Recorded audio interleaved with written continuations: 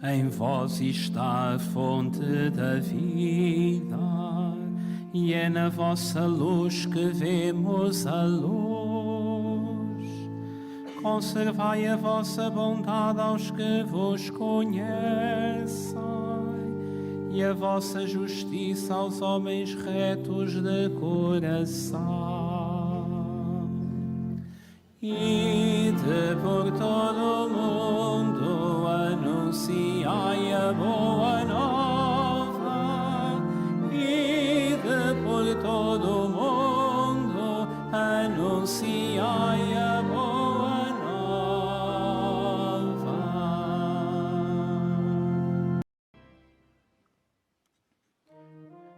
O Senhor esteja convosco. Ele está no meio de nós. Evangelho de nosso Senhor Jesus Cristo, segundo São Lucas. Glória a vós, Senhor. Naquele tempo, disse Jesus aos seus discípulos: compreendei isto.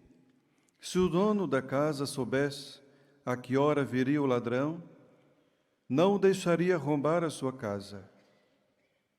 Estais vós também preparados, porque na hora em que não pensais, virá o Filho do Homem. Disse Pedro a Jesus: Senhor, é para nós que diz esta parábola, ou também para todos os outros? O Senhor respondeu: quem é o administrador fiel e prudente, que o Senhor estabelecerá à frente da sua casa, para dar devidamente a cada um a sua ração de trigo? Feliz o servo a quem o Senhor, ao chegar, encontrar assim ocupado. Em verdade vos digo, que o porá à frente de todos os seus bens. Mas se aquele servo disser consigo mesmo: o meu Senhor tarda em vir, e começar a bater em servos e servas, a comer e beber e a embriagar-se, o Senhor daquele servo chegará no dia em que menos espera e a hora em que ele não sabe. Ele o expulsará e fará que tenha a sorte dos infiéis. O servo que, conhecendo a vontade do seu Senhor, não se preparou ou não cumpriu a sua vontade, levará muitas vergalhadas. Aquele, porém, que sem a conhecer tenha feito ações que mereçam vergastardas, levará apenas algumas. A quem muito foi dado, muito será exigido. A quem muito foi confiado, muito mais lhe será pedido. Palavra da salvação. Glória a vós, Senhor.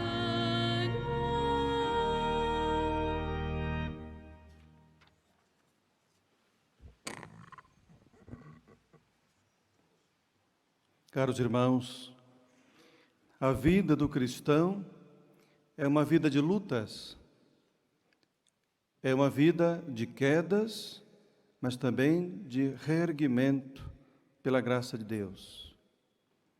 Vivemos o nosso batismo sempre nesta luta constante. Alguns esforçam-se mais para poder fazer com que o seu batismo seja vivido, pelo menos naquilo que mais lhe alcança. Outros, muitas vezes, vivem o seu batismo como se não existisse, como se não fosse alguém que estivesse em Cristo. É aquilo que nós escutamos nessa primeira leitura de hoje, que deve nos motivar a cada dia a poder, nesta vida de lutas, quedas e reerguimento pela graça de Deus, procurar viver o nosso batismo fazendo a vontade do Senhor, não nos tornando escravos do pecado. São Paulo fala aqui nesta leitura à comunidade dos romanos, uma comunidade que com certeza já tinha compreendido que para viver a sua fé batismal era necessário a atenção é necessário perseverança diante das seduções do pecado da carne. Por isso, ele começa por dizer: irmãos, não reine o pecado no vosso corpo mortal, obedecendo aos seus desejos.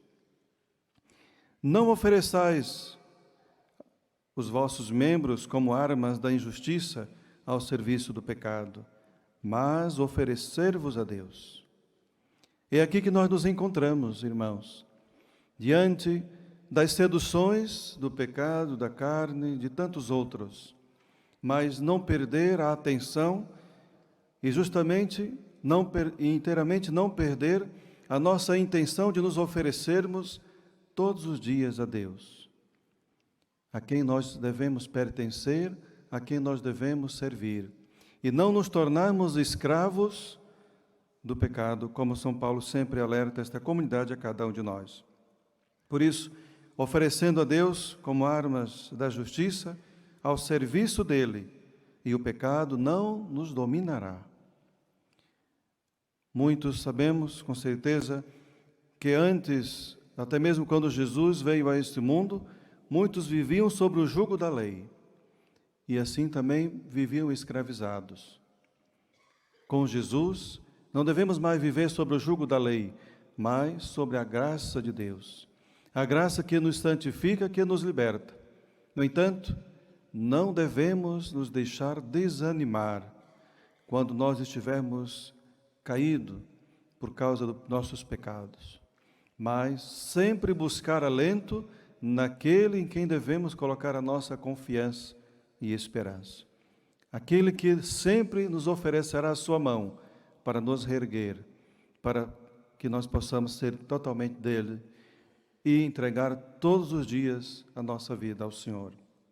Então, olhemos para essa leitura e olhemos para aqueles que muitos ofereceram sua vida a Deus e que diante das suas fraquezas continuaram firmes e não desanimaram no caminho da graça do Senhor.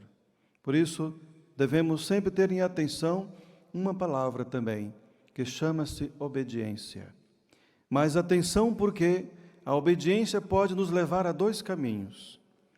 Pela obediência, nós podemos obedecer ao pecado, mas também podemos obedecer a Cristo, o caminho da vida e da graça de Deus. No Evangelho que nós escutamos, é interessante podermos notar que Jesus sempre é provocador. Jesus sempre responde uma pergunta por outra. E isso deve levar-nos a refletir as palavras e as perguntas de Jesus. Quando aqui nesse Evangelho, Jesus começa por dizer: compreendei isto, se o dono da casa soubesse a hora que viria o ladrão, não deixaria arrombar a sua casa. Entramos aqui num tema que é muito importante, muito caro para nós que somos cristãos. É o tema da vigilância. A vigilância na oração, a vigilância nos dons que o Senhor nos confiou para o serviço dos irmãos e todas as outras responsabilidades que Ele diz respeito, e a nós também.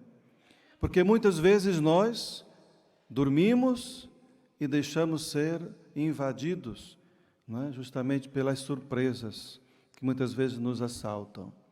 Então, é assim também se nós, na nossa vida espiritual, não vigiamos e não estamos em atenção, muitas vezes somos apanhados de surpresas. Então, o tema da vigilância é um tema muito importante para nós e que devemos nos perguntar também, que diante do nosso compromisso com Deus, da nossa fé, daquilo que o Senhor nos confiou, como nós estamos vigilantes nesse processo da nossa vida.